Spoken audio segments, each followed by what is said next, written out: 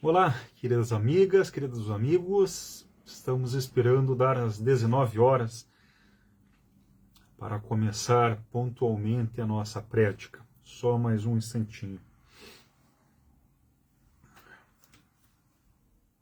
Pronto, 19 horas, muito bem, muito bem. Então, queridas amigas, queridos amigos, é com grande alegria, com grande satisfação que damos início a mais uma prédica positiva.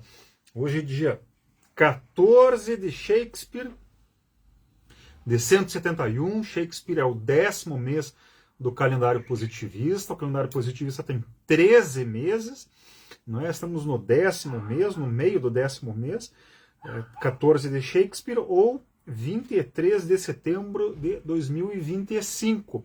E estamos então dando início a mais uma prédica positiva. Hoje nós temos uma agenda carregada, várias coisas para falar, para comentar. Espero que seja interessante para todos que estão assistindo agora ao vivo, para aqueles que estão assistindo também, aqueles e aquelas, né, que estão assistindo na versão gravada, não é? Bem, vamos começar do começo. Não é? Então, em nome da humanidade, o amor por princípio e a ordem por base, o progresso por fim. Tem, Senhora, tão grande potestade, que quem a graça quer e a ti não corre, sem asas voar lhe quer a vontade. A tua benignidade não socorre quem te implora só. Com caridade, frequentemente a súplica precorre. Em ti misericórdia, em ti piedade, em ti magnificência, em ti concorre tudo quanto no mundo há de bondade. Ó Virgem Mãe, filha do teu Filho, a ti, mais do que a nós mesmos, amemos sem cessar, e a nós somente o puro amor de ti nos faça amar. Já temos aqui a participação de algumas pessoas, nossos amigos Hernani e Sandra, cada um dos dois está dando boa noite. O Hernani fala ali, boa noite, meu amigo, com um emoji de sorriso. A Sandra, boa noite também, com um emoji de coração. Então, muito bem, sejam bem-vindos, é muito bom tê-los aqui conosco, né? Nossos amigos, amigas, conhecidos, conhecidas, desconhecidas, desconhecidos, irmãs e irmãos na humanidade, não é? Hoje nós vamos falar, vamos dar continuidade à leitura comentada do Apelo aos Conservadores. Na sequência teremos um sermão comentando uma oposição proposta pela metafísica idealista alemã por Max Weber, entre a ética da convicção e a ética da responsabilidade. E daqui a pouquinho faremos 2 comentários adicionais sobre coisas que estão sendo comentadas aí nas últimas semanas, não é, que é importante ou que vale a pena nós comentarmos. Antes de mais nada, vamos começar aqui com as datas e celebrações. Hoje é dia 14 de Shakespeare, não é? Hoje é dia 14 de Shakespeare, no dia 12 de Shakespeare, antes de ontem, dia 21 de setembro, nós celebramos o nascimento do grande positivista chileno Luiz Lagarrigue. Luiz Lagarrigue nasceu em 1854, então nós celebramos antes de ontem 171 anos do seu nascimento. Luiz Lagarrigue viveu, enfim, era chileno, né? Trabalhou, viveu, cresceu em Santiago do Chile, mas a partir de uma certa época passou para a França e desenvolveu uma intensa atividade política, social, apostólica na França, em Paris, e chegou a ser indicado para o Prêmio Nobel da Paz de 1929, com um livro que ele escreveu chamado Política Internacional. Então, um dos grandes positivistas, né, nós tivemos vários positivistas indicados a prêmios Nobéis, né, e tivemos alguns aí premiados com o Nobel. Tivemos a Madame Curie, né, ganhou 2 Nobéis de Química e Física, e tivemos a indicação do Luiz Lagarrigue, que é o Prêmio Nobel da Paz, e também indicado, né, sugerido ao Nobel da Paz, o nosso grande Marechal Rondon. Né? Então, algumas indicações importantes. Bem, então isso no dia 12 de Shakespeare, antes de ontem. No dia 13 de Shakespeare, ontem, dia 22 de setembro, nós tivemos o equinócio. O equinócio da primavera aqui no hemisfério sul, equinócio do outono no hemisfério norte. O equinócio é aquele dia do ano em que a duração do dia e a duração da noite, né, o período em que é sem luz e o período com luz são iguais. Né? Equinócio vem de equinox, eque vem de igual, né, do grego, e nox vem de nix, noite, noites iguais. Né? Então, é o início da primavera. Então,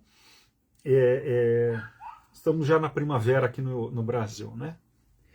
No hemisfério sul, né? Porque uma parte do Brasil está no hemisfério norte. Bem, quero fazer aqui um breve comentário sobre a chamada PEC da blindagem. O positivismo é uma religião cívica, não é uma religião civil, é uma religião cívica. É uma religião que estimula a participação cívica, que estimula a atenção aos assuntos públicos, a responsabilidade social, política e assim por diante.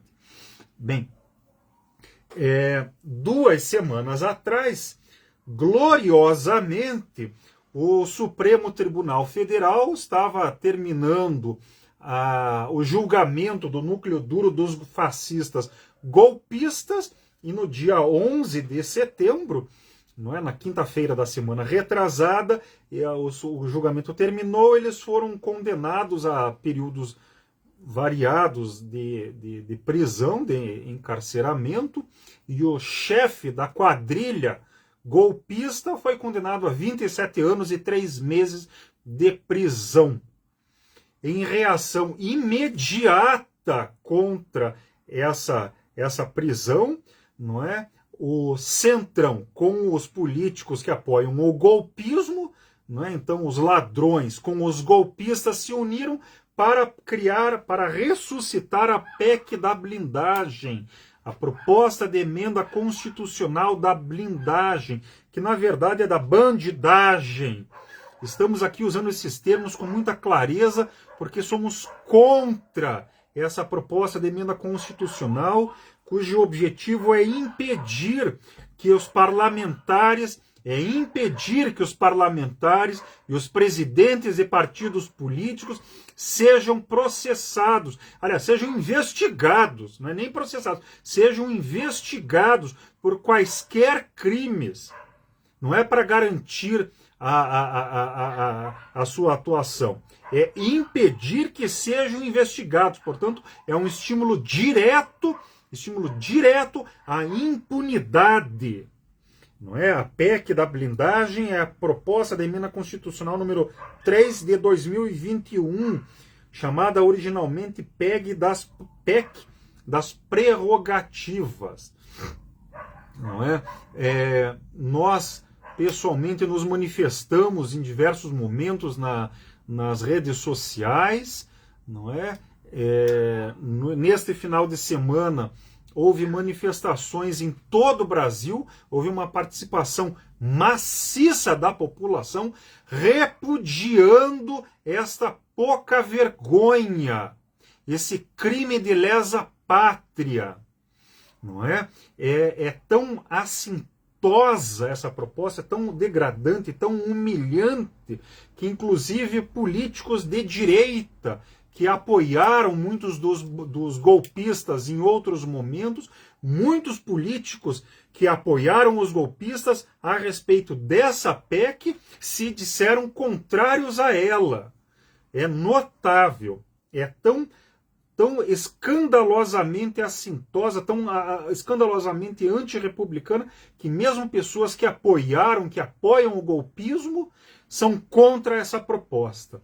Então estamos nos manifestando claramente em público contra essa PEC. Não falo aqui em nome pessoal, mas falo em nome da Igreja Positivista Virtual. Como positivista, como sacerdote da humanidade, me manifesto contra isso.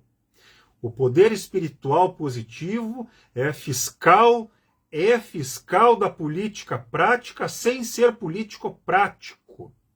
Mas a nossa atuação é de fiscalização. E como fiscalização, como fiscalizadores, nós nos pomos contra essa PEC, essa vergonha.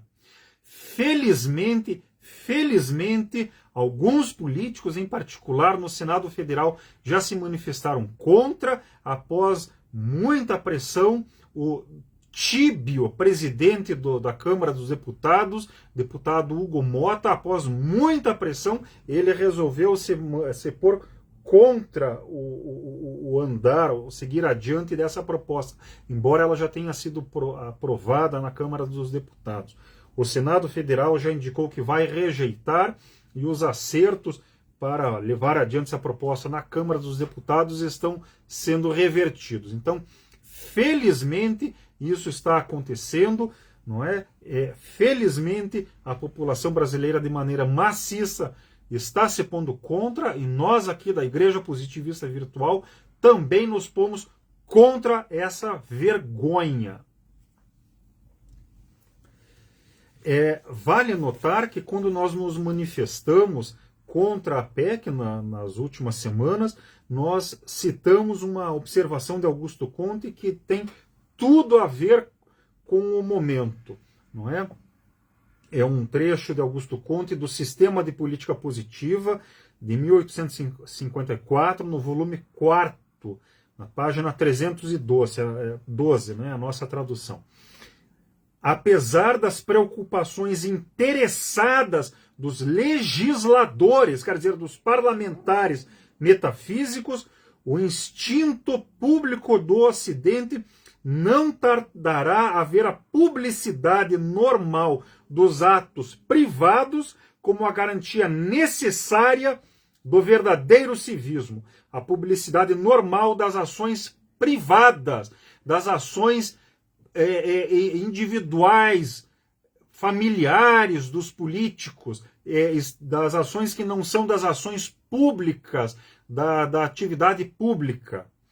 Não é? O instinto ocidental não tardará a ver a publicidade normal dos atos privados como a garantia necessária do verdadeiro civismo, da verdadeira preocupação com a república, com o bem público. Todos os que se recusarem a viver às claras se tornarão com justiça suspeitos de não quererem realmente viver para os outros. Em outras palavras, quem não quer ter seus atos públicos tornados públicos é porque não quer viver para os outros. Quem não quer ter publicidade é porque quer se dedicar a um enriquecimento estritamente privado e não se dedica à atuação para o bem comum. A PEC da blindagem é exatamente isso. É a falta de viver às claras como meio, como instrumento para a ausência de bem público. Então, estamos nos manifestando nesse sentido, mais uma vez.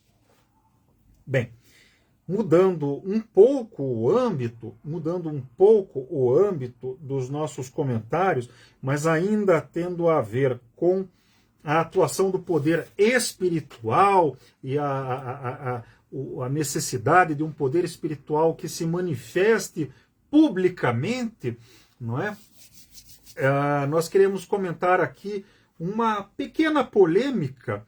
É pequena porque não é um grande debate nacional, mas ela indica muito a situação da República Brasileira, da situação dos intelectuais e como as indicações do positivismo são corretas, necessárias e, mais do que necessárias, são urgentes.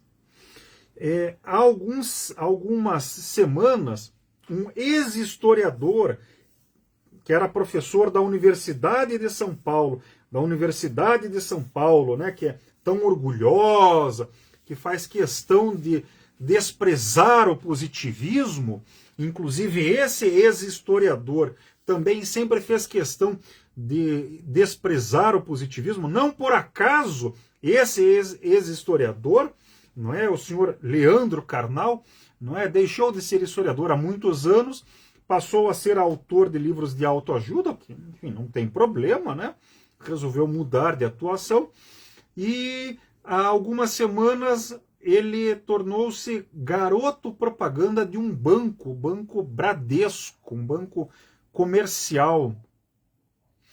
Bem, a grande questão que surge é a seguinte: será que um intelectual, alguém que deveria aconselhar as pessoas, dar opinião, não é, inspirar, não é, orientar a conduta alheia a partir do aconselhamento, a partir do exemplo pessoal, será que uma pessoa assim pode ser garoto propaganda de interesses financeiros e comerciais? Será correta a atuação propagandística do ex-historiador da USP? Houve uma jornalista da Folha de São Paulo, a Tati Bernardi, que disse que não é correto. Ela disse, inclusive, que ela não gosta, né? Falou ali que não gosta das pessoas que têm iate, né? Que são super ricas, mas que ela mesma gostaria de ser rica. Então ela diz que não gosta de quem é rico, mas ela gostaria de ser rica. E daí, não é? Aí o senhor, a Tati Bernardi, escreveu isso no dia 18, na quinta-feira da semana passada. Aí ontem o senhor Leandro Carnal publicou uma resposta numa entrevista dizendo que a Tati Bernardi é incoerente por causa disso, mas que ela merece os parabéns por assumir a sua incoerência, a incoerência dela. Ele não falou nada de si mesmo, não é? Mas o senhor Leandro Carnal, o ex-historiador, que sempre fez questão de, como a turma da USP, sempre fez questão de desprezar o positivismo, ele citou o caso de uma colega, de uma ex-colega dele da USP, né, que o criticou. E aí ele perguntou para ela: você por acaso foi convidada para fazer uma entrevista, uma propaganda dessas? E essa ex-professora respondeu: não. Então, é essa a conclusão dele. A conclusão do ex-historiador que odeia o positivismo que a conclusão é que a professora da USP, ex-colega dele, criticou-o porque tem inveja de Leandro Carnal. Ele não está errado. Os outros é que estão errados, são incoerentes, né, e são invejosos. Não há problema nenhum em ele assumir o papel de conselheiro, de poder espiritual e de ganhar muito dinheiro vendendo sua credibilidade para um banco comercial. Ele não falou nada de si mesmo, ele não justificou nada. Para ele é a coisa mais normal do mundo, ele vender a sua credibilidade. Quem o critica tem inveja dele.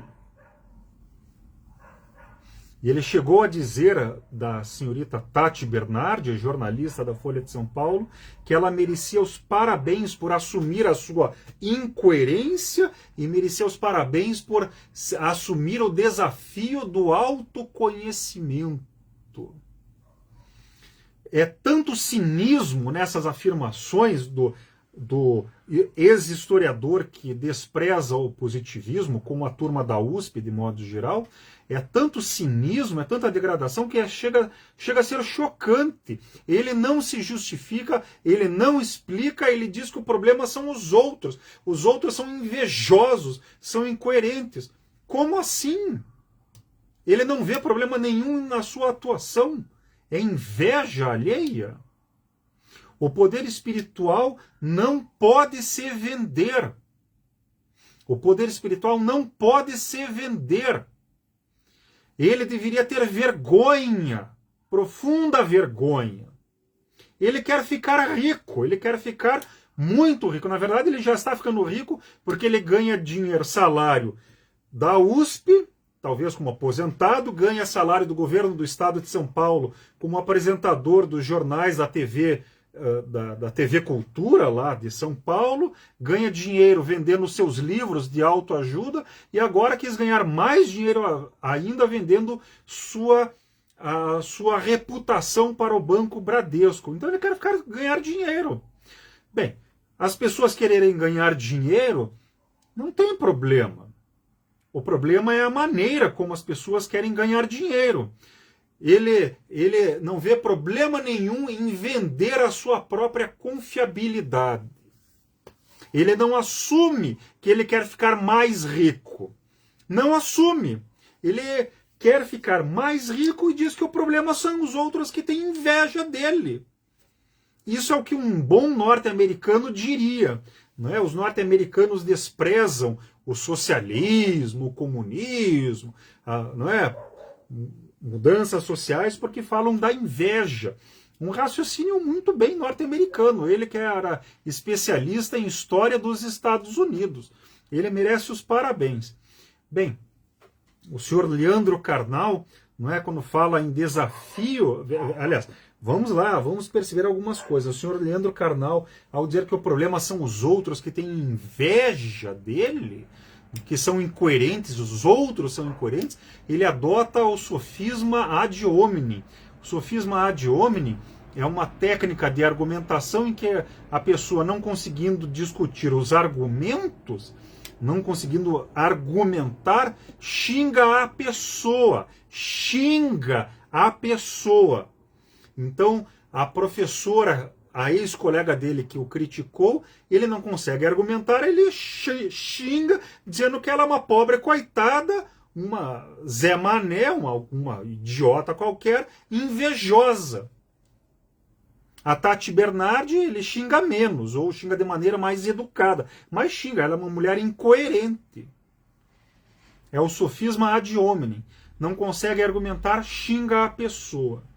Esse é o ex-historiador que despreza o positivismo. Bem, quando ele fala ali em desafio do autoconhecimento, ele faz ali uma referência enviesada, né? Quer dar aparentar erudição, né? Fazendo uma referência enviesada à frase no templo de Apolo, do oráculo de Delfos, na Grécia Antiga, que é o conhece-te a ti mesmo. Essa frase que estava no templo de Apolo, em Delfos, na Grécia, essa frase foi repetida por Sócrates. Então é o conhece-te a ti mesmo.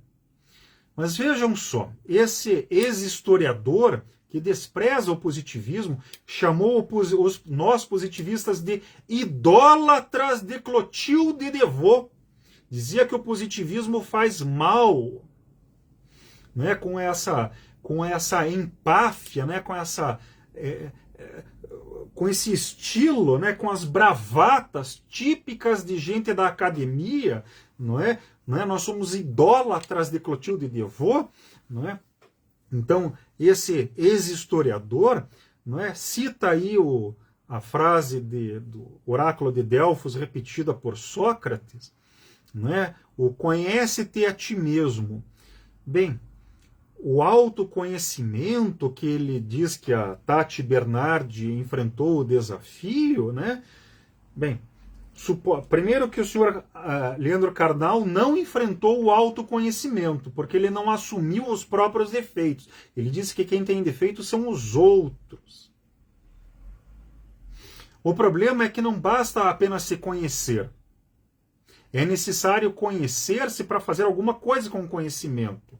Saber para quê? Saber para prever a fim de prover. Augusto Conte dizia: conhece a ti mesmo muito bem, mas é a fim de te melhorares. O Leandro Carnal exige que os outros se conheçam a si próprios. Ele mesmo não se conhece e, principalmente, ele mesmo busca não se melhorar. Então, a limitação da frase repetida por Sócrates, A limitação dessa frase é a limitação do comportamento do próprio Leandro Carnal. Bem, se o senhor Leandro Carnal, que dizia que nós positivistas somos idólatras, como se fazer uma adoração qualquer fosse errado, fosse crime, fosse defeito, não é? Como se fosse defeito. Não, não é, mas no nosso caso é. Essa é a mentalidade do senhor Leandro Carnal. O senhor Leandro Carnal que não tem defeitos, né? Os outros é que tem. O senhor Leandro Carnal, o problema disso tudo que nós estamos comentando é que ele que despreza o positivismo é incapaz de perceber as condições de atuação do sacerdócio. Ele é incapaz de perceber os graves problemas envolvidos na atuação dele. Ele, como membro do poder espiritual, como supostamente membro de um sacerdócio metafísico, academicista, ele deveria garantir a idoneidade da sua atuação. Ele deveria garantir a idoneidade. A idoneidade da atuação do sacerdócio significa não se vender, não se corromper, não aceitar favores políticos, não vender a sua imagem, não vender as suas opiniões. Há problema, sim, em vender a sua atuação para um banco privado. Até seria aceitável o senhor Leandro Carnal vender a sua atuação para o Jornal da Cultura. Ali ele está como consultor, como alguém que emite opiniões. Tem que ser remunerado, porque tem contas para pagar. É aceitável. Menos aceitável é ele enriquecer vendendo livros. Menos aceitável é isso. Mas é completamente inaceitável ele vender a sua imagem para um banco. O problema não é ser do banco, não é ser do Bradesco em vez do Itaú, ou então do JP Morgan, ou do Banco do Brasil, ou da Caixa Econômica, ou qualquer banco. O problema não é ele vender para um banco, ou ele vender para uma indústria, ou ele vender para uma empresa agropecuária. O problema é ele vender a sua imagem. O poder espiritual não está à venda. Não pode estar à venda. O senhor Leandro Carnal ou conhece os problemas da sua atuação ou não conhece. Se ele conhece e nega, ele está sendo hipócrita e cínico. Se ele não conhece, ele é ignorante. Supostamente ele não é ignorante, porque ele vende livros a partir da sua sabedoria, do seu conhecimento. Então, das duas, uma. Ou ele é ignorante ou ele é hipócrita.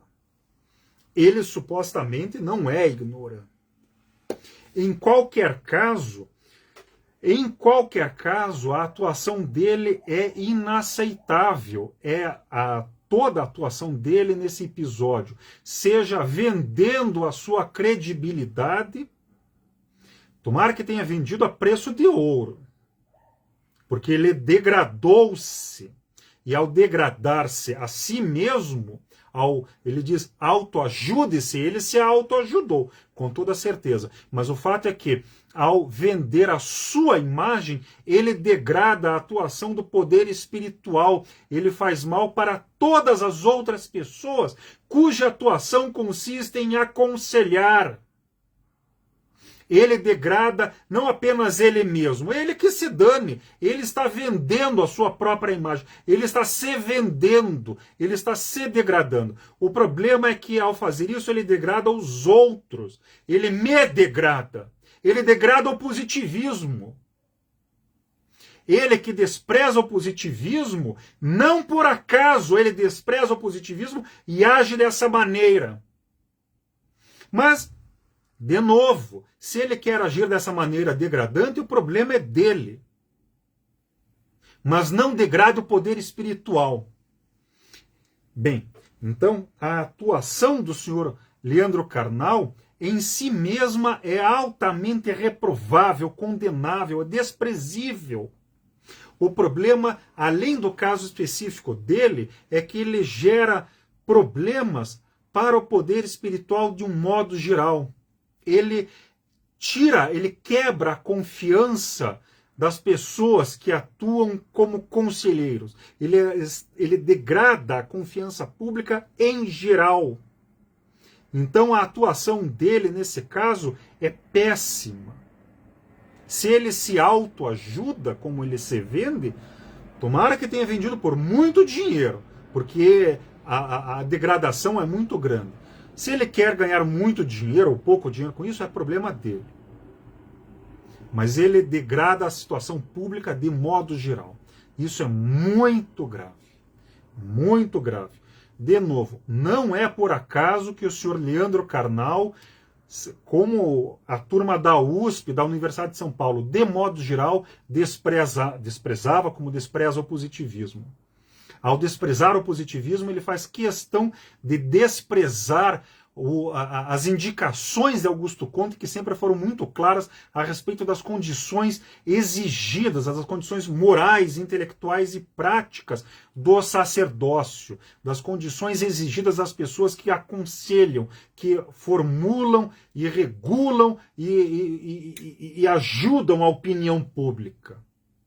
Não é por acaso que ele despreza o positivismo, porque para ele opinião pública, aconselhamento não importam muito. Tanto não importa que ele vende a sua opinião. Vende. Isso é degradante. Bem, esperamos que outras pessoas não atuem como o senhor Leandro Carnal. Esperamos que não atuem, que não haja outras pessoas que queiram vender a sua credibilidade, não é? E que levem a sério os conselhos de Augusto Comte. E mais do que isso, que não desprezem as críticas corretas e necessárias, usando sofismas ad hominem, dizendo que o problema é dos outros, que são invejosos e incoerentes, e que ele é perfeito e que está tudo bem com o que ele fez e faz. Enfim, era isso que nós queríamos comentar a respeito do senhor Leandro Carnal. Vamos agora, então, para a leitura comentada do apelo aos conservadores. Não é? Na data de hoje, estamos dando continuidade à leitura comentada do apelo. Não é? Sempre temos que fazer aqui algumas observações sobre o apelo. Antes de começar mesmo, né? Ali o Gabriel, nosso amigo Gabriel, dá boa noite e diz: boa noite, Gustavo, desculpe a demora. Tudo bem, não é? Todos nós temos nossas dificuldades, nossos pequenos problemas. O que importa é que você está aqui conosco neste momento, Gabriel. Então, seja bem-vindo. Muito obrigado pela participação. Então, tratando aqui do apelo aos conservadores, o apelo aos conservadores é um livro, é um manifesto político escrito por Augusto Comte em 1855. É um manifesto político, não é? Então, foi escrito com uma linguagem específica para um grupo social e político específico. Qual que era esse grupo social e político? Os conservadores. Quem que são os conservadores? Os conservadores são aquelas pessoas que, por suas atividades, têm uma preocupação com a conservação da sociedade, com a manutenção da sociedade. A sociedade tem que continuar existindo. É feio, é ruim dizer isso hoje em dia, mas as coisas têm que continuar existindo. As pessoas vivem, trabalham, se relacionam, têm suas atividades. Todo mundo quer que as coisas continuem, que as coisas melhorem. Para que as coisas melhorem, elas têm que existir. Então, há os conservadores, aquelas pessoas que, por suas atividades, têm uma preocupação específica com a continuidade. Quem que são essas pessoas? São os líderes políticos, o governo, de modo geral, não é? E os líderes industriais, não é? Aquelas pessoas que se preocupam com a conservação material da sociedade. Os líderes industriais, aqui para facilitar, são os líderes econômicos, né? Os patrões, donos de indústrias e assim por diante. Os conservadores, para Augusto Comte, não são os reacionários. Augusto Conte, no início aqui do apelo aos conservadores, comenta: olha, a verdadeira política conservadora é progressista. Tem que ser progressista. Então, são os conservadores, são os líderes políticos e industriais, não é? São aquelas pessoas que, por suas atividades, se preocupam com a manutenção da sociedade, com a ordem, mas que são sensíveis, ou que podem se tornar sensíveis para o progresso. São aquelas pessoas que se preocupam com a manutenção da sociedade, mas querem que as coisas melhorem. Querem que as coisas melhorem. Se preocupam por dever de ofício com a ordem, mas se preocupam em terem a necessidade do progresso. Então, o apelo aos conservadores é uma obra que apresenta a possibilidade e a necessidade e as condições em que a ordem e o progresso se unem de maneira umbilical. Não é? Bem, a ordem e o progresso, né, a manutenção da sociedade com o desenvolvimento, isso só acontece com o positivismo. Com o positivismo é necessário ao mesmo tempo querer que as coisas permaneçam existindo e indicar como é que elas vão se desenvolver. É o positivismo que indica isso. O marxismo não faz. Os retrógrados e reacionários não fazem isso. Os pós-modernos não fazem, por definição, não fazem isso. É apenas o positivismo. Os liberais não fazem isso. É apenas o positivismo que indica como é que a ordem e o progresso se unem de maneira íntima. Bem, aqui o apelo é um manifesto político, não é uma apresentação profunda do positivismo, não é um catecismo positivista, são indicações gerais, breves, mais ou menos breves do positivismo, não é? Com vistas à sua aplicação prática. Mas a aplicação prática do positivismo, as instituições práticas propostas pelo positivismo não existem soltas. Há uma série de condições morais, intelectuais, morais, filosóficas, não é, para que isso tudo funcione, não é? A apresentação dessas condições, desses requisitos, de como é que essas coisas funcionam, que se dedica esse livro, O Apelo aos Conservadores. Nós estamos no capítulo 1º, que é a primeira parte, né? É a doutrina a doutrina apropriada aos verdadeiros conservadores, em que Augusto Conte está apresentando ali o que é o positivismo, né? De uma maneira mais breve, né? Considerando aí a sua aplicação prática, política. A edição que nós temos aqui é de 1899, na tradução brasileira. Há uma versão em PDF dela, ela está disponível no Internet Archive, Internet Archive, né, que se escreve. Basta pôr no Google ali, Internet Archive, Augusto Conte, Augusto, não é Auguste, Augusto Conte, apelo aos conservadores, logo aparece. Não é?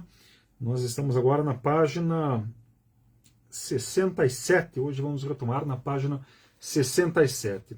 Augusto Conte ali indicou, estamos ali na parte em que Augusto Conte apresenta aplicações práticas diretas do positivismo.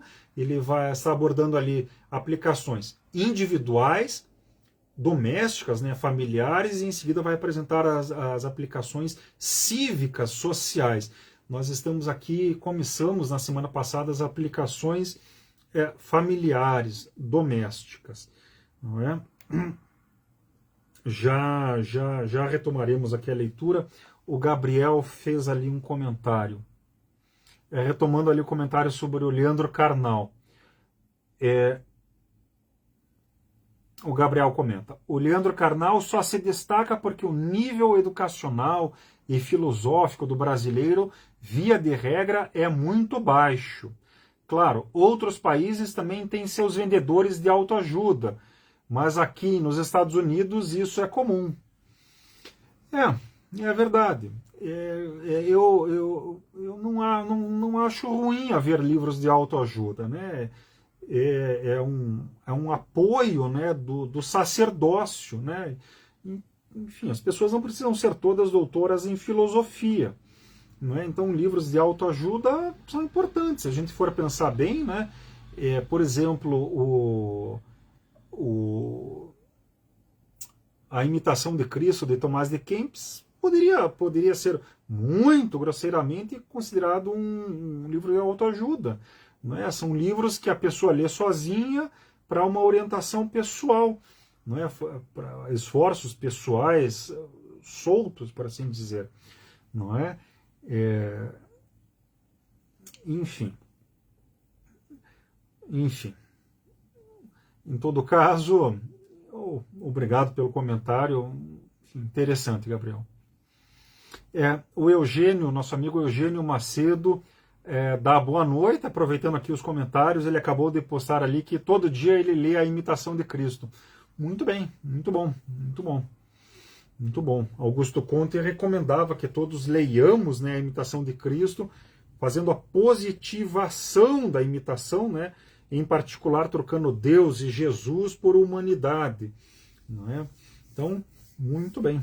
Augusto Conte também lia a Imitação de Cristo, fazendo esse exercício moral e intelectual, né, trocando Deus e Jesus por humanidade.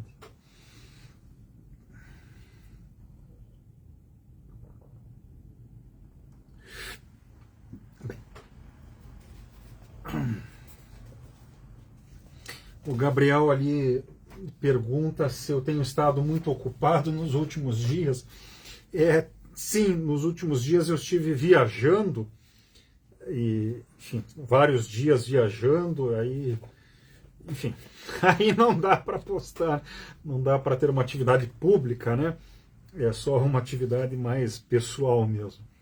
Foi isso. Aqui, vamos só anotar, 41:28. Então, retomando aqui a leitura comentada do apelo. Como estamos aqui tratando da família, né, da regulação da família, na semana passada nós tivemos ali uma observação de Augusto Conte que é muito importante, né? O positivismo consagra a família, disciplinando a família. A família é importante, a família é fundamental, não é? O núcleo básico da sociedade, é onde as pessoas aprendem a ser afetivos, é onde a afetividade é desenvolvida, é onde a afetividade é mantida. É na família que a afetividade se desenvolve e se mantém. Então a família é realmente fundamental. Então é necessário manter, é necessário consagrar a família. Mas a consagração da família, assim como no caso do indivíduo, a consagração se dá por meio do seu disciplinamento. É necessário manter e regular. Regular. Não é a família, qualquer coisa a família. Um pai tirânico não é uma família regulada. Uma mãe semi-escrava, filhos semi-escravos, isso não é uma família de verdade. Já foi. Mas não é uma família no que nós consideramos normal, correto, adequado. Não é? Então, é necessário, ao mesmo tempo, consagrar e regular o indivíduo, não é? E num outro momento, né, num outro âmbito, a família. De novo, não é a família, o pai autoritário, a mãe psicótica, o filho maluco. Não é o filho semi-escravo, a mãe submissa, o pai espancador. Não, nada disso. Não é? É necessário regular. Não é? E a regulação e a consagração da família se dão por meio da subordinação da família à humanidade, entendendo que a família ela ajuda a humanidade, que ela prepara os indivíduos para o serviço para a humanidade. A família é um intermediário, é uma preparação para a atividade, para a humanidade, para viver em sociedade, para ajudar os outros, para estarmos disponíveis, não é? Estarmos acessíveis para os outros. É para isso que serve a família, não é? Bem, então vamos lá, retomando a leitura da semana passada. normalmente erigida, né, normalmente estabelecida como centro fundamental da família, a mulher exerce no santuário do lar, a mulher exerce dois papéis sociais, que são aperfeiçoar o servidor atual, não é? Aperfeiçoar cada servidor, cada indivíduo, e preparar o servidor futuro do grande ser. Então a mulher aperfeiçoa cada um dos servidores, aperfeiçoa hoje cada um dos servidores e prepara os futuros servidores. Não é? E a própria mulher é a melhor personificação do grande ser. Não é? É a melhor personificação para os servidores atuais e para os servidores futuros. No primeiro caso, o positivismo consolida, não é? Reforça e desenvolve a união conjugal, o casamento, completando a instituição da monogamia pela obrigação moral da viuvez eterna, e a viuvez eterna é tão própria à religião da humanidade como é contrária à fé teológica.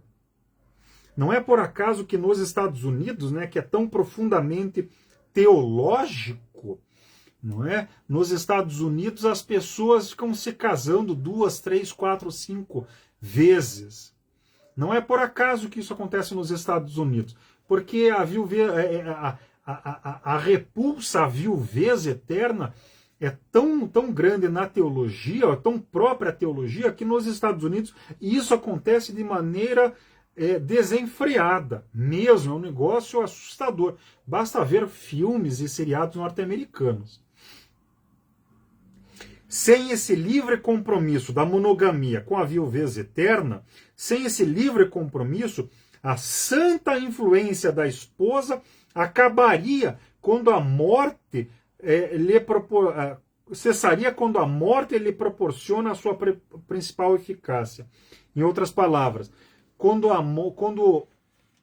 o marido morre ou quando a esposa morre, a eficácia, a ação subjetiva daquele cônjuge, né, que morreu, da esposa que morreu, ou do marido que morreu, a influência subjetiva, quando ele morre, a influência subjetiva aumenta muito. É aí que nós temos a influência subjetiva. Sem a viuvez eterna, essa influência deixa de existir. Quando essa influência deveria acontecer, sem a viuvez eterna, quando a influência subjetiva deveria acontecer, sem a viuvez eterna, essa influência deixa de acontecer. Então toda a importância, todo o valor efetivo do casamento se desvanece, desaparece. O casamento subjetivo se torna igualmente necessário à suprema dominação, a dominação da humanidade, que é composta sobretudo de ações póstumas. Então a dominação da humanidade se dá principalmente pela atuação que os mortos que exercem sobre nós subjetivamente, pela memória que nós temos dos mortos. E essa atuação póstuma, né, ela não seria suficientemente sentida se os laços morais fossem ou forem menosprezados quando eles perdem suas sedes físicas, né, quando as pessoas morrem e a atuação subjetiva se apresenta de maneira clara. Considerar que o casamento é apenas uma habitação, uma forma de regular o sexo, ou que o casamento é apenas uma forma de ter companhia, é degradar o casamento. É assim que se considera atualmente nos Estados Unidos, que o casamento serve para sexo e para companhia. Não é que não sirva para sexo e companhia, mas é principalmente para o aperfeiçoamento mútuo, para a gente melhorar, para nós sermos felizes. Mas a felicidade não é algo individual. até é individual, mas como nós sabemos, a felicidade individual só é de verdade quando a gente se orienta para os demais, quando a gente vive para os outros. Bem, se a gente vive para os outros, o casamento tem que ser viver para os outros. Não é? Se o casamento é para viver para os outros, nós temos que ter a influência subjetiva dos cônjuges. Bem, e aí tem que ser monogamia. Então, de novo, se o casamento não é somente, não é principalmente, nem regulação do sexo, nem companhia. É regulação do sexo, é sexo e regulação do sexo, sem dúvida alguma, evidentemente é. É a companhia também, mas a companhia não é somente a companhia física, é a companhia subjetiva, e a companhia, de qualquer maneira, ela tem que, e depois da morte, ela se reverte, sim, necessariamente em influência subjetiva para o aperfeiçoamento. Bem, para que isso aconteça, é necessária a viuvez eterna. Não é? O Paulo Alcântara, nosso amigo Paulo Alcântara, dá boa noite, dizendo ali, chegando atrasado, boa noite. Boa noite, Paulo, seja bem-vindo, seja bem-vindo. Eu estou ali com um aviso, a conexão está instável, aguardem enquanto tentamos reconectar. Aparentemente ainda estamos gravados ali, o reloginho continua contando, então, como continua contando, eu suponho que continua funcionando, né? Continua gravando. Então, vamos em frente.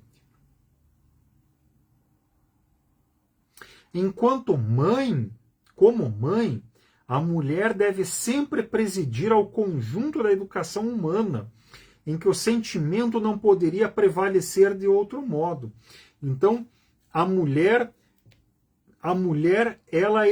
ela preside o conjunto da educação. O que significa presidir o conjunto da educação? Educação para o positivismo não é instrução.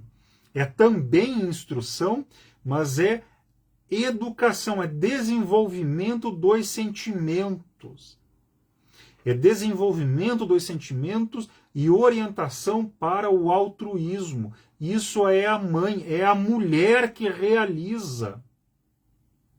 As feministas, lamentavelmente,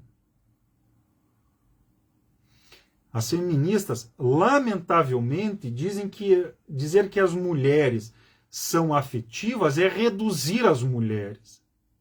Na verdade, isso é valorizar as mulheres. É valorizar as mulheres. É dizer que são as mulheres que a família existe ao redor das mulheres. E que a educação é responsabilidade da mãe, da mulher. Portanto, o homem se subordina à mãe. O homem se subordina à mãe e à esposa. Como que isso é diminuir, é degradar as mulheres? Como que as feministas têm a capacidade e a coragem de dizer que isso é misoginia? É misoginia delas que desprezam as próprias mulheres. Não é? Dizer que afirmar o papel afetivo, educativo das mulheres, que isso é degradar as mulheres, isso é não entender o que as mulheres, é dizer que as mulheres só prestam quando elas se igualam aos homens. Isso é misoginia. Isso é misoginia. Dizer que as mulheres são responsáveis, são as principais responsáveis pela educação das pessoas, é dizer que as pessoas têm que respeitar as mulheres, têm que ouvir as mulheres, têm que obedecer às mulheres.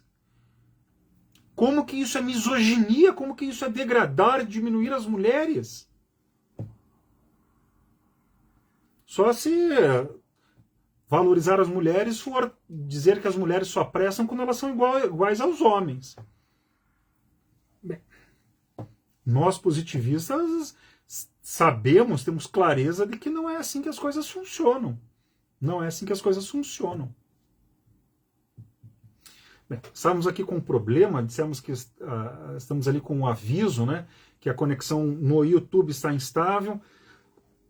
Nossos amigos Sandra e Hernani, cada um deles comentou que realmente o YouTube está com problema, está com dificuldade, eles passaram do YouTube para o Facebook, né? Então, infelizmente aqui para mim o YouTube está funcionando ali com o reloginho girando, né? Então, vamos dar continuidade, né? Esperando que as coisas se resolvam com brevidade, não é?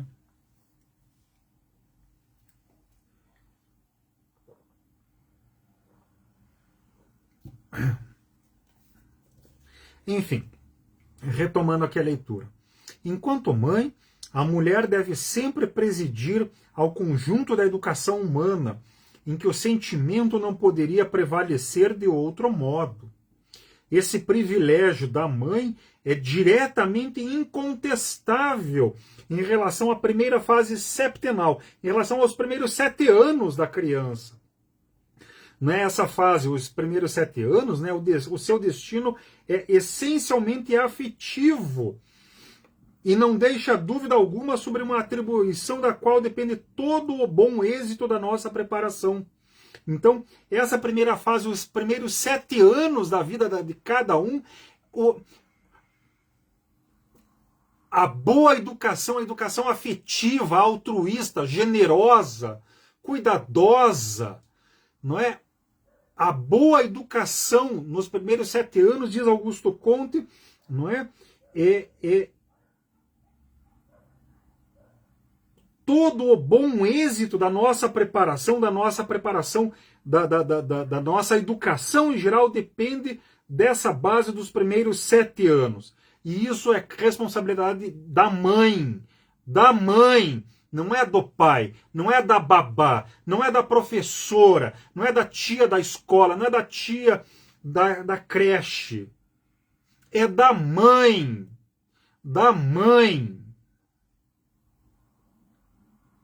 Mas o ascendente materno não convém menos ao período mais equívoco que se estende da dentição à puberdade. Quer dizer, né, a atenção, a dedicação da mãe também é importante naquela fase mais estranha, mais complicada, mais difícil, que vai dos 7 aos 14 anos.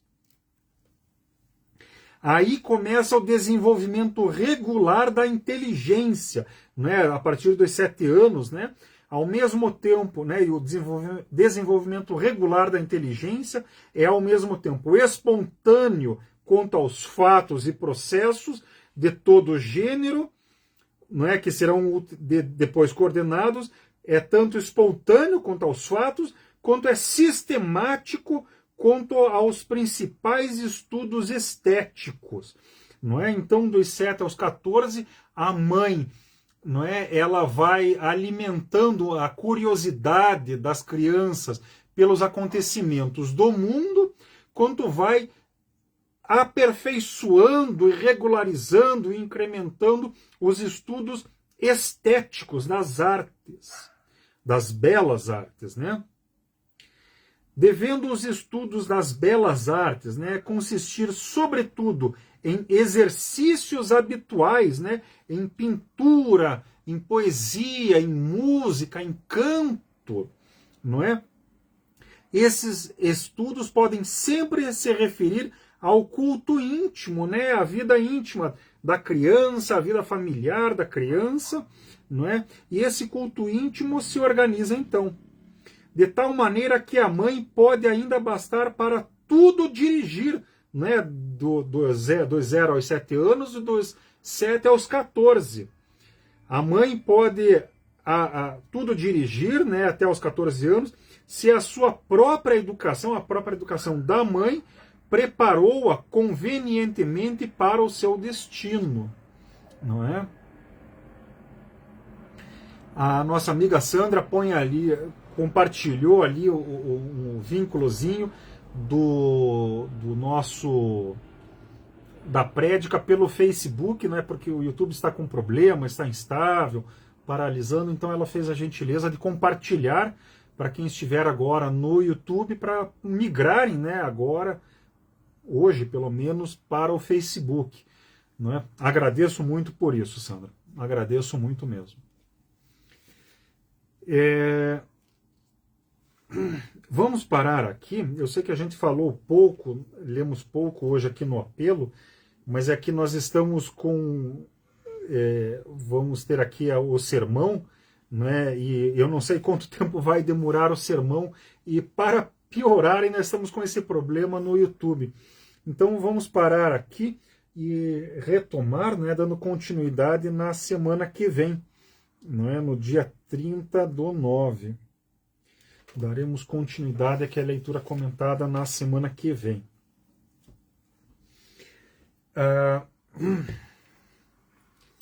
Aqui. Vamos então aqui para as nossas exortações. Não é? Enfim, antes a gente fazia as exortações 2 vezes na prédica, né, no início e no final.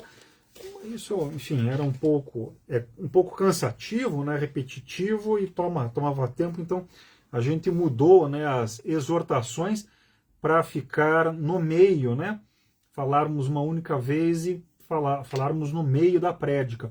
Então, as nossas exortações, e as exortações também têm um caráter cultual também, né? Tem um caráter cultual. A Sandra ali mandou de volta ali a mensagem, repetindo ali, mudando o vínculozinho, né, o endereço, né, para passar do YouTube para o Facebook. Aqui as nossas exortações têm um caráter cultual, né, para lembrar que aqui não é a prédica. A gente até faz às vezes algumas palestras, alguns comentários, mas é para a gente estimular, né, o culto, né, as nossas práticas afetivas, né, para a gente unir, né, termos aqui uma unidade humana, um conjunto da nossa atuação. Então, em primeiro lugar, sejamos altruístas, eu incluído, né, e aqui o sejamos, Augusto Conte se incluía também nisso. Todos nós devemos ser altruístas, né?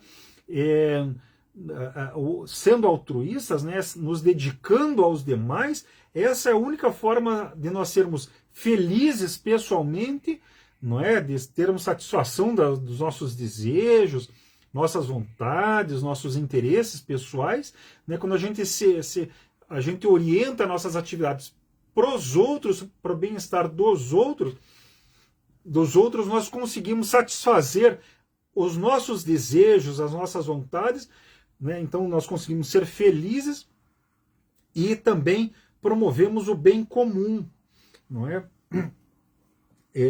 Às vezes as nossas vontades pessoais, individuais, às vezes não, elas são sempre muito intensas, muito fortes, não é? Quando a gente quer alguma coisa, quando a gente tem um interesse, uma vontade, né, um projeto na vida, são nossos interesses, a gente tem que satisfazer, tem que respeitar essas vontades, não é? Mas respeitar essas vontades pessoais, individuais, isso não significa desprezar os outros.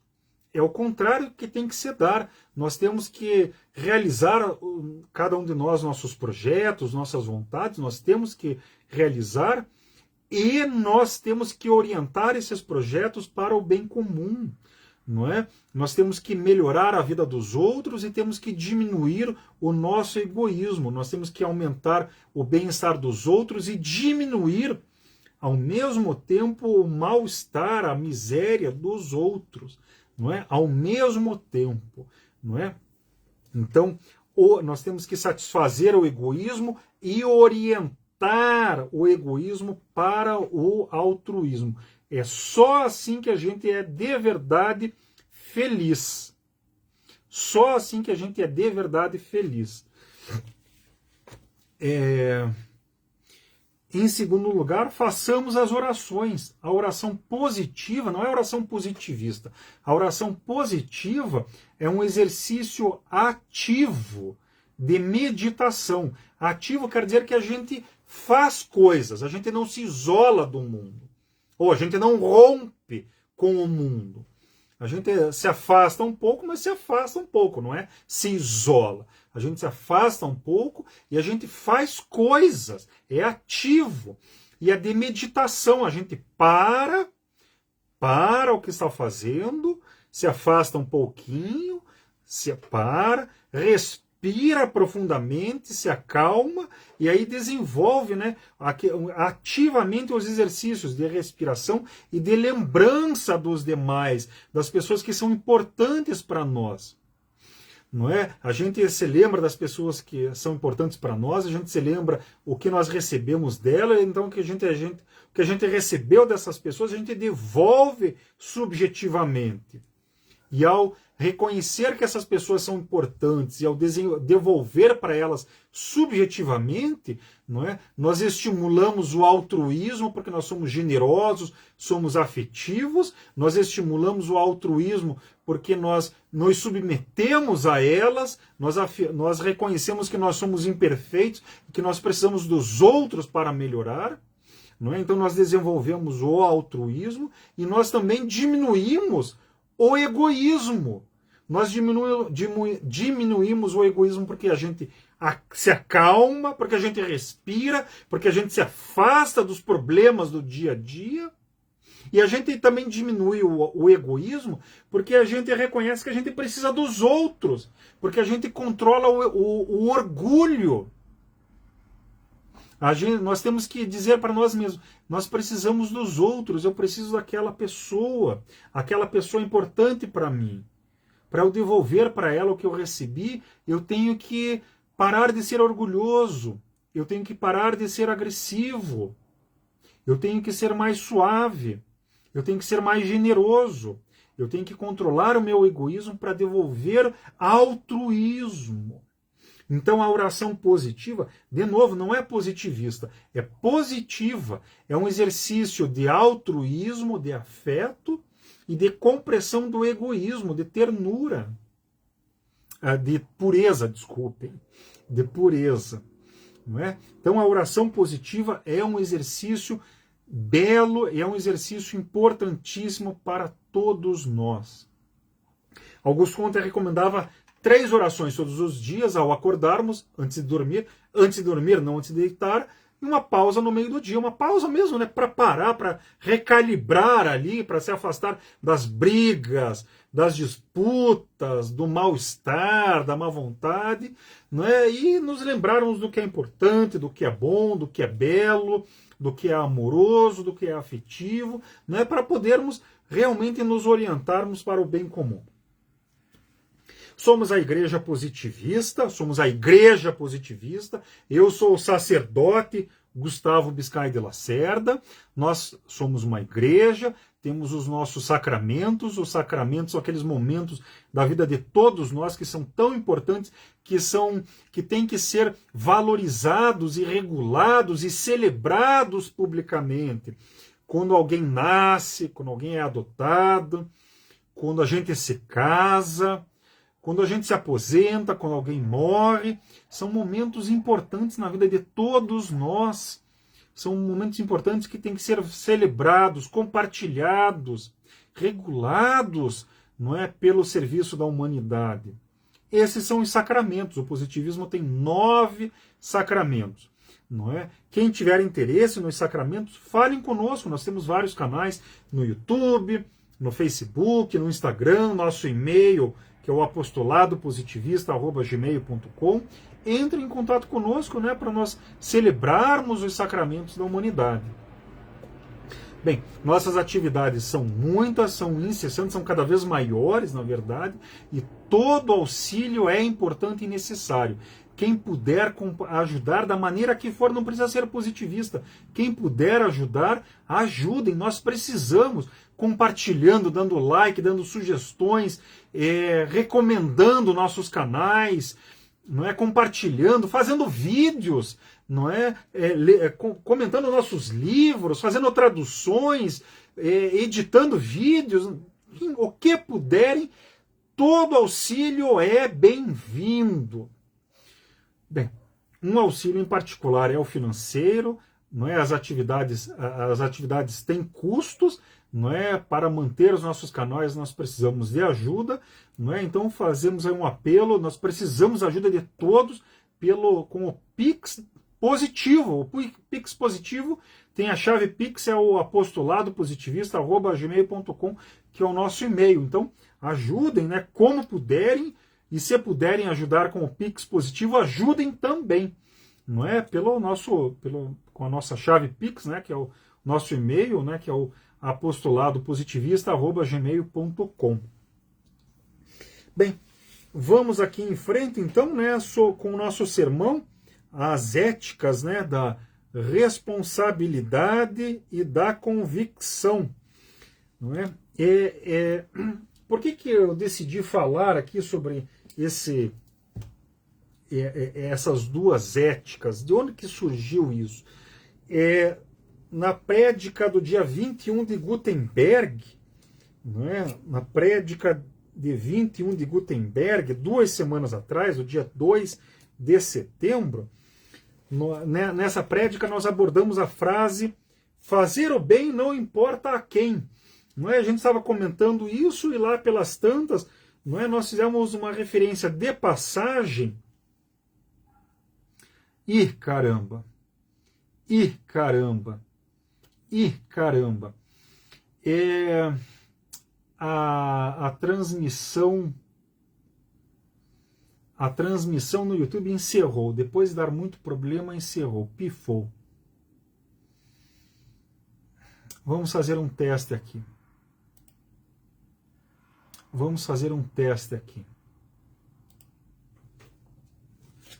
Vamos ver se dá para iniciar aqui uma nova prédica. Vamos ver aqui. Só um instantinho. Aqui.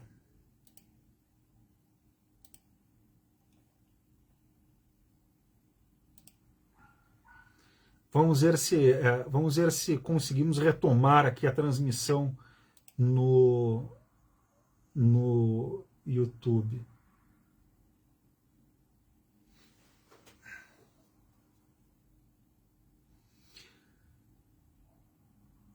Retomamos. Conseguimos retomar aqui a prédica no YouTube. Isso, o problema que estávamos tendo acabou, retomou ali. Ufa, que bom. Que bom. Então, menos mal. Ufa. O Hernani comenta no Facebook que o sinal do YouTube se perdeu. Veja ali entre no YouTube de volta que aqui está funcionando. Aqui está funcionando para mim sem problema nenhum. No YouTube. Ufa.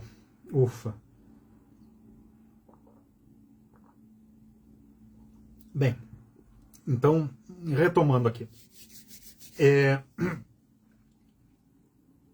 Então, na prédica de 3 semanas atrás, desculpem, do dia 21 de Gutenberg, 2 de setembro, nós tratamos da frase fazer o bem não importa a quem, e lá pelas tantas, né, nós fizemos referência a uma oposição que tinha sido proposta pela metafísica idealista alemã entre a ética da convicção e a ética da responsabilidade. Eu comentei, era uma conversa com o Hernani, né, ele tinha feito ali um comentário, aí me suscitou essa reflexão.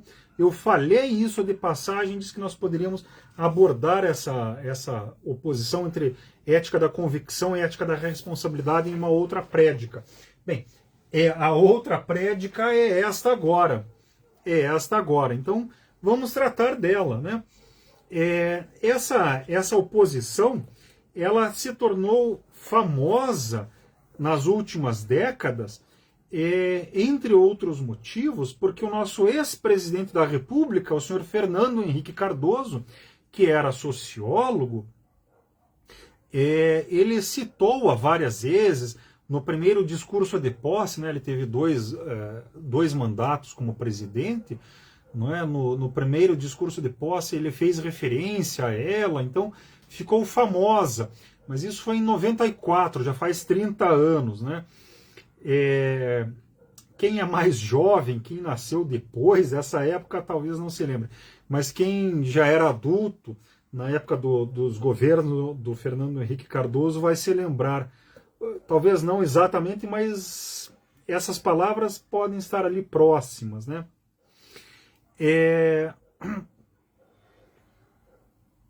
Enfim, essa oposição, né, entre ética da convicção e ética da responsabilidade foi proposta por um pensador da escola metafísica idealista alemã.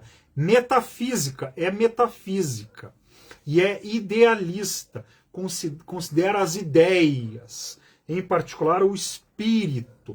Espírito no sentido de alma mesmo, né, de fantasminha, de fumacinha, espírito. Em alemão é Geist, Geist, Geist. É espírito, é fantasminha, não é espírito no sentido de cabeça, né, como alguns contos falavam em espírito positivo, né, que é temperamento positivo. Não, em alemão, Geist é espírito, é fantasminha, é a alma, é a fumacinha. Não é? Então são os metafísicos do espírito, do fantasminha. O Weber formulou essa oposição no final da vida. Ele nasceu em 1864, morreu em 1920, não é? E foi proposta por ele em 1919, depois da Primeira Guerra Mundial, ali no âmbito das discussões da Primeira Guerra Mundial, do final da Primeira Guerra Mundial. Ele propôs uma conferência chamada Ciência como Vocação, política como vocação. E foram duas conferências que ele publicou, né, que ele realizou, né, em poucos meses, né, ciência como vocação e política como vocação. Como era ciência e política como vocação, por isso que eu falei ciência, mas é na conferência política como vocação, em janeiro de 19. Então faz aí 106 anos que ele fez essa conferência, quase 107. Foi publicado em várias edições.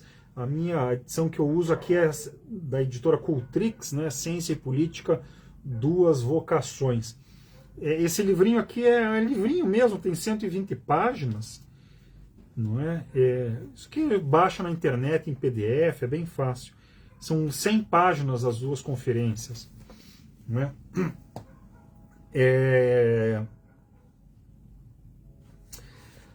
Enfim, ele apresenta no curso dessas reflexões, no curso dessa conferência, as suas reflexões, né, sobre as duas éticas.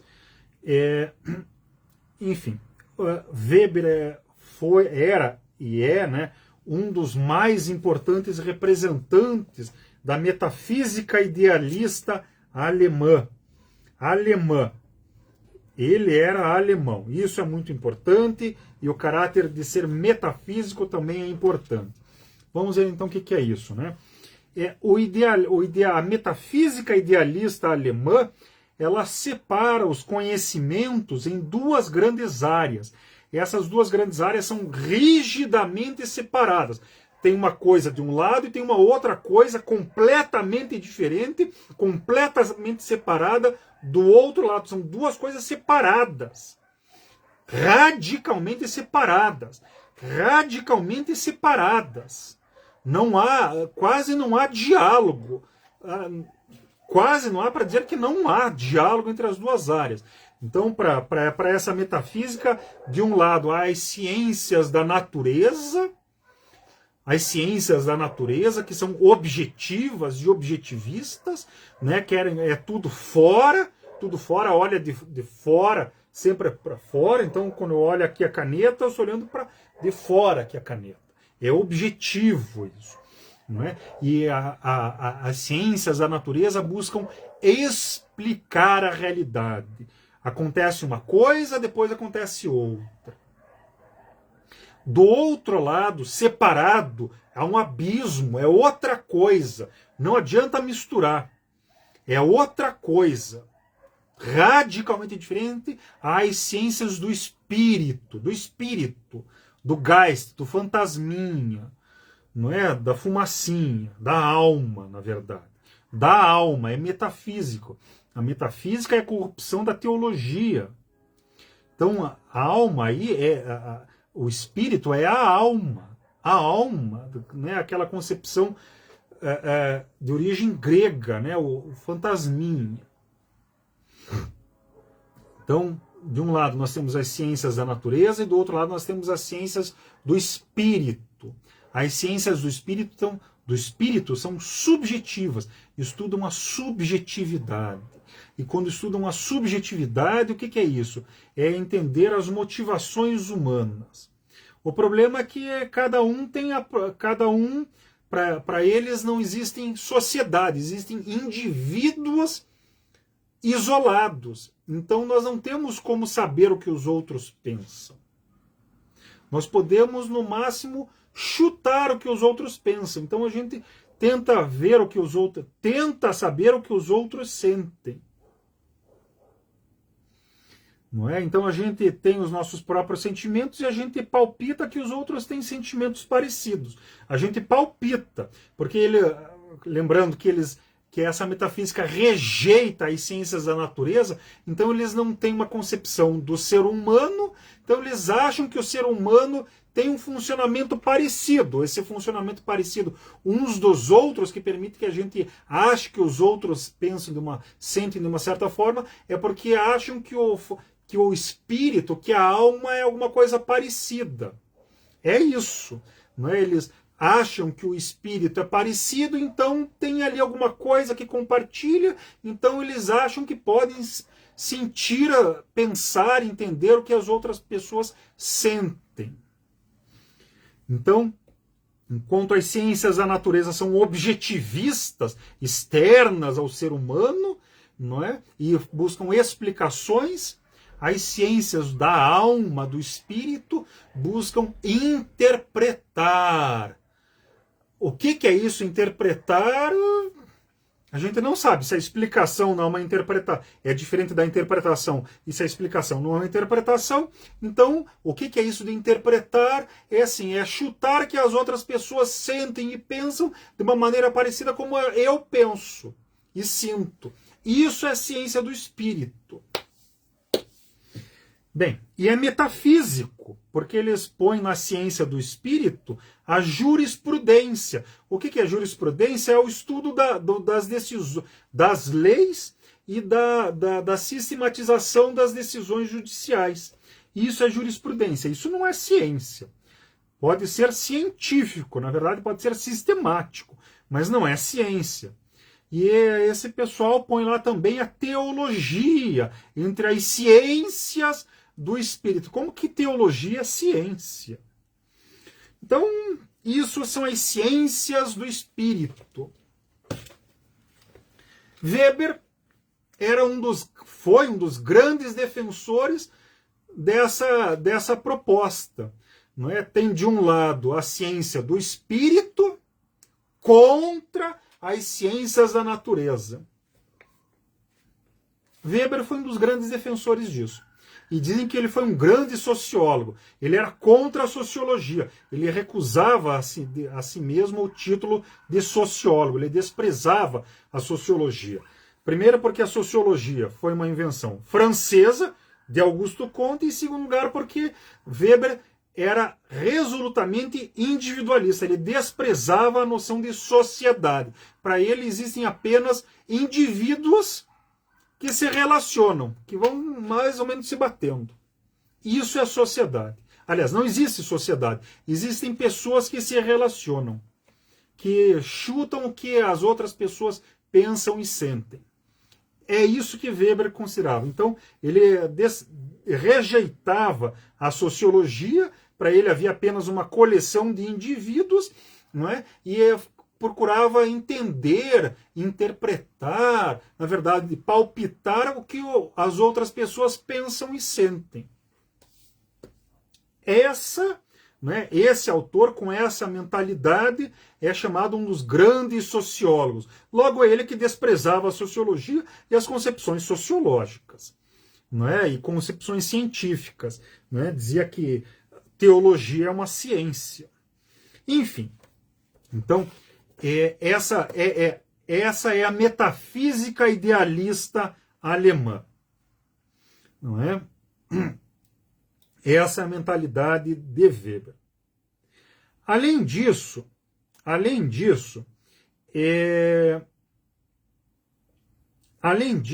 é necessário indicar que Weber, em particular, era profundamente pessimista. Ele acreditava que o ser humano está afadado a sempre estar em conflito, que a vida humana é só conflito, é só disputa, é só luta. Não é que seja somente isso. Há espaço para o amor, para o afeto, ou para aquilo que ele chamava de amor, de afeto, não é? Mas o grosso da vida, a parte mais importante da vida, é a disputa. E a disputa humana se dá em todos os níveis. Entre indivíduos, entre famílias, entre classes sociais, entre países, entre culturas, entre civilizações. Como tudo é disputa, tudo é luta, não é? Se tudo é luta, se tudo é disputa, primeiro que se tudo é luta e disputa, tudo é política. Tudo é redutível à disputa, portanto, é tudo redutível à política. Tudo é uma questão de poder. Se tudo é uma questão de poder, se tudo é uma relação de poder, então tudo é uma questão de quem manda e quem obedece. Se tudo é luta, além de tudo, se tudo é uma questão de quem manda e quem obedece, não há uma questão, não há possibilidade de haver efetivamente correção, não há possibilidade de bem comum, não há valores efetivamente de bondade, de generosidade, não há paz. Há apenas tréguas, há apenas disputas, há apenas violência dissimulada. Há vencedores e vencidos. Há dominadores e dominados. Há quem manda e quem cala a boca. Quem manda e quem cala a boca, quem manda e quem obedece, ou a obediência pode ser mais suave ou pode ser mais violenta. Mas quem manda, manda, quem manda é porque venceu. Quem obedece é porque perdeu e tem que calar a boca. Se tudo é luta e disputa, quem ganha merece, quem perde merece perder. E ele era alemão. Ele era alemão mesmo. Ele era nacionalista. Nacionalista significa chauvinista, imperialista. A Alemanha tem uma cultura superior e tem que mandar. Eu disse há pouco que Weber era contra a sociologia porque era francesa. Weber era chauvinista, imperialista contra a França. Mas ele considerava que, apesar de a Alemanha ter uma cultura superior, e em particular superior contra a França tinha uma cultura superior também. A cultura alemã era particularmente superior em relação à cultura polonesa. Os poloneses, em particular, deveriam ser dominados. Então, Weber era pessimista, era darwinista social, era pela luta, pela dominação, pelo imperialismo, e era contra, enfim, era pela dominação política, social, cultural, econômica dos poloneses. Era um imperialista mesmo. Era contra a sociologia, pela metafísica e pelo imperialismo. Esse é um dos grandes fundadores da sociologia. Supostamente, pai da sociologia moderna. É assustador isso. É assustador isso. Todo mundo baba por Weber. É assustador. O Gabriel diz ali, pergunta, na verdade, né? 3 dúvidas. Weber era cristão? 1. Era cristão? 2. Por que ele é tão estudado hoje em dia? 3. Durkheim é superior a ele? Vamos lá, então, pela sequência. Weber era cristão? Sim, era cristão, mas não era um cristão, pelo que eu já li sobre ele não era um cristão praticante, num sentido de ir ao culto muitas vezes, de fazer referências à divindade nos seus textos. Mas ele era cristão, eu acho que ele era luterano, não é? Ele era mais racionalista que propriamente crente, mas era crente mesmo. Ele não era emancipado, não, ele acreditava em Deus. Por que ele é tão estudado hoje em dia? Eu vou deixar isso por último. Durkheim é superior a ele? Eu acho que é. Durkheim é metafísico, né? Augusto Comte fala em humanidade, nós sabemos muito claramente o que é a humanidade. A humanidade é, ao mesmo tempo, o conjunto dos seres humanos passados, futuros e presentes, convergentes, né? Então nós entendemos a Constituição, sabemos, tem uma representação pictórica e assim por diante. É uma abstração e é um acontecimento concreto, não é? Nós sabemos o que é a humanidade. Durkheim era metafísico, ele falava em sociedade. O que é a sociedade, onde ela está, como ela se manifesta, nós não sabemos, era quase um fantasminha. Augusto Comte definia a metafísica como o modo de pensar por meio de abstrações personificadas. São abstrações que atuam. A sociedade, para Durkheim, é isso. É uma abstração personificada. É como o capitalismo para Marx. É uma coisa e um fantasma, um eflúvio que age. Então, Durkheim era metafísico mesmo. Não é? Durkheim era muito inferior a Augusto Comte. Mas em termos sociológicos, comparando Weber e Durkheim, Durkheim era realmente superior, Durkheim era realmente superior a Weber. Realmente. Durkheim era sociólogo. Weber é esse negócio que a gente está comentando aqui. Não é? E sem contar que Durkheim era republicano. Né? Durkheim era judeu, era contra o semitismo, pela republicanização da França e assim por diante. Essas causas para Weber não estavam nem aí. Weber estava preocupado com a imposição da superioridade cultural alemã sobre a Europa, em particular sobre o leste europeu. Conexão instável. O Gabriel comenta ali, está complicado o YouTube hoje. De novo, ali o aviso de conexão instável.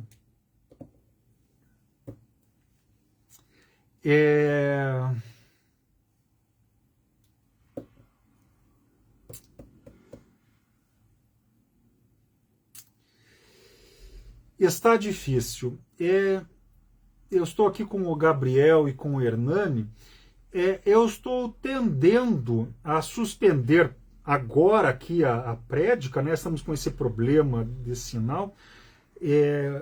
Suspender agora, e aí na semana que vem eu trato somente do apelo aos conservadores e retomo aqui a prédica, o tema de hoje.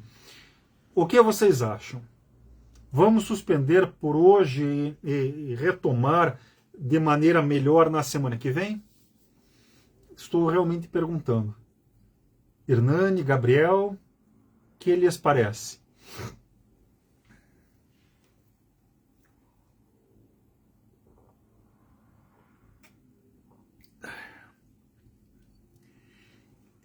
Enfim, vai ter que ser assim mesmo. Que bom. Demora um pouco ali, né? Tem ali um atraso. O Hernani ali, concordo com a proposta. Então, é isso. Infelizmente, estamos com esse problema aqui de conexão. Está muito ruim, está muito difícil. Vamos suspender por hoje e recomeçar, na verdade, na semana que vem. Não é? Mas aí, enfim, esperamos que esteja tudo em ordem para o negócio funcionar. Então, lamentavelmente, vamos parar aqui.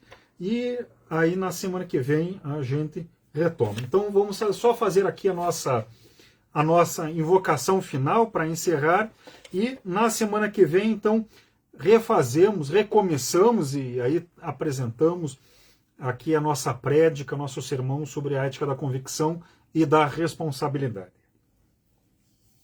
Ergamos os nossos corações à humanidade e testemunhemos-lhe o reconhecimento de que nos sentimos repletos pelas reflexões que acabamos de compartilhar.